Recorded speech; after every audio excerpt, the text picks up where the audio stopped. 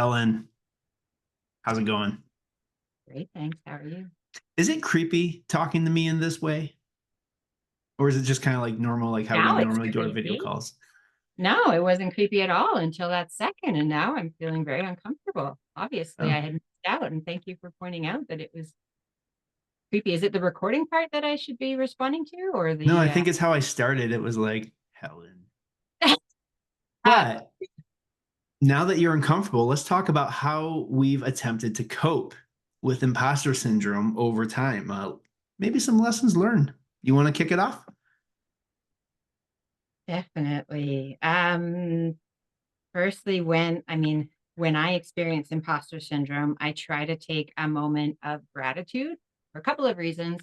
One, it calms me down, hopefully lowers my heart rate. I get to, stand up and walk around the block if I have to. Like just say, okay, thank you, brain and horrible monster, for making me question myself in this. What is it? What is underlying this question that is causing um, me to hear from you at this point? And usually, and maybe this isn't even healthy, so maybe you'll be my therapist, and that'll work out great on the comments. Um, but the outcome is usually what I can add on, do more, try harder, learn more, solve, investigate, research, how I can continue to change and grow. That's how I deal with it.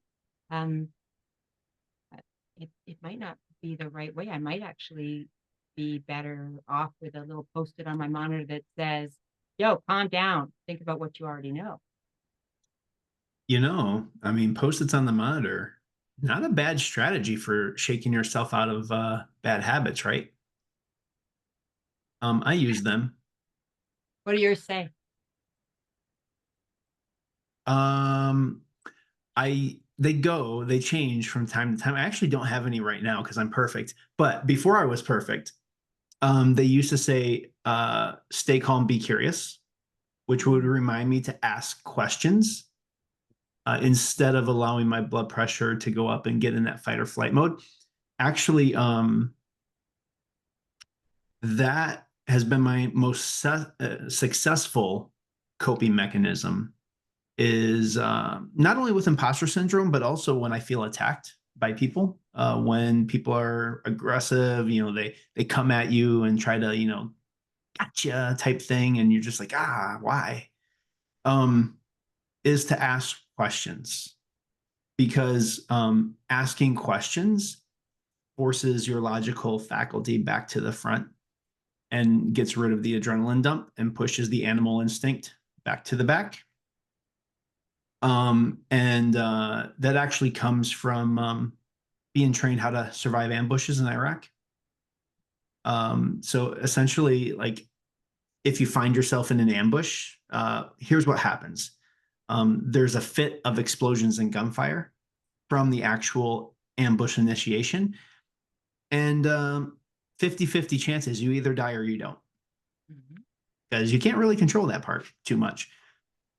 But after the initial attack subsides, if you're still alive, if you can make three decisions to move, you have about a 90% chance of surviving.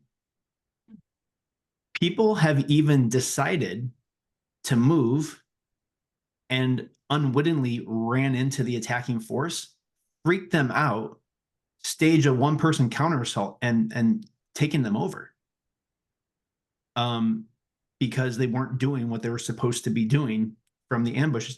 Because anytime anybody ambushes you, whether it's with like weapons or words, they've put you in a place we call the X. It's like the most perfect place to destroy you from Mhm. their perspective. And when we don't react in the way that prey should react, it throws off their ambush. So, bringing it back to corporate America, if somebody attacks you or if you're feeling the imposter, you can actually say, like,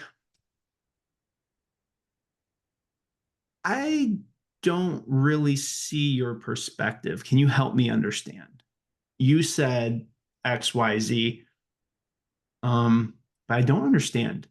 Please help me because I would love to have this conversation. And you can do this while you're like sweating and your blood pressure is rising because you really just have to get the question out. You're just reading the post-it. Yeah. Read the post-it, right? Like, write that one down.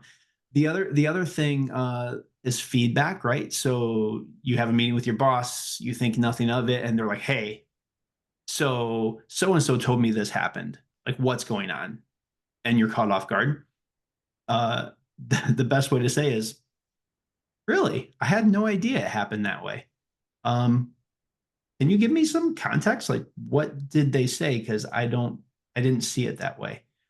And then just be quiet and let them talk, and then you can breathe. And then Thanks. whenever they say the thing, then you ask another question. Oh, help me understand. Do you want to hear my perspective? And just asking those questions bring your logical faculty back in line. Um, and so if it's imposter syndrome, I think you said this on the last episode, like, why am I feeling this? Like, what is the problem? What am I doing? What was said that has caused this crazy internal animal reaction? Just asking that question and reflecting can bring yourself out of it. And you'll start to find that you see a pattern. My most effective ways to cope that I still use is to admit that I probably don't know it best or that I can't do it alone. So who can help me? It takes a very vicious person. If you're on a project and you're realizing like, hey, I need help with this. I can't do this alone for these reasons, or I don't have all the expertise. I need help. Who can help me? For them to say, no one can help you. Like, nobody says that. Like, we feel like it might happen, but it's like, and if it did happen, we could go to HR, and that's like terrible, right? What do you think? I agree. Honestly, I want to do an entirely new series after this where we just talk about your military lessons and how you've applied them. And I think about how I've applied completely different approaches because I agree the way that you're asking the questions, it gives you your brain time to catch up. I totally agree with the limbic system because when you're feeling you're under attack, you're not able to even think straight. I've said I have like when I know the ecosystem of an organization, I have like a train track in the back of my brain. And the more difficult the change that somebody's talking to me about or impactful, the more brain matter I'm spending on the back, moving the cars around and checking what happens when I move this Right. station. The less energy I have to be nice. So the more complicated it is, the meaner or colder I can be asking like, what? So I try to follow similar things. I'm going to have to remake that post-it note again because I don't think I asked the question enough. But what I was reflecting on when you were sharing your really interesting knowledge and training is I try to disconnect this conflict between two people to bring us both onto the same side against the problem. But that wouldn't have been anything that you encountered in your military training because it's probably pretty unlikely that you and the uh, other team are going to suddenly band together and fight something different. So Yeah, there's kumbaya really doesn't happen over there very often. it. I don't think it's recommended either. So, but the collective intelligence that you were speaking to about getting more people to help you, especially in tech where this field is just massive and growing constantly. And there's no prescriptive way up the ladder. I was speaking to a recruiter who said every CFO that he interviews is exactly the same. They have the same background, the same steps. But when you speak to a group of chief information officers, holy cow, complete different ragtag group of wackos that have come through very different journeys. And that means that like the Venn diagram of the collective intelligence, the diversity that comes together is wonderful.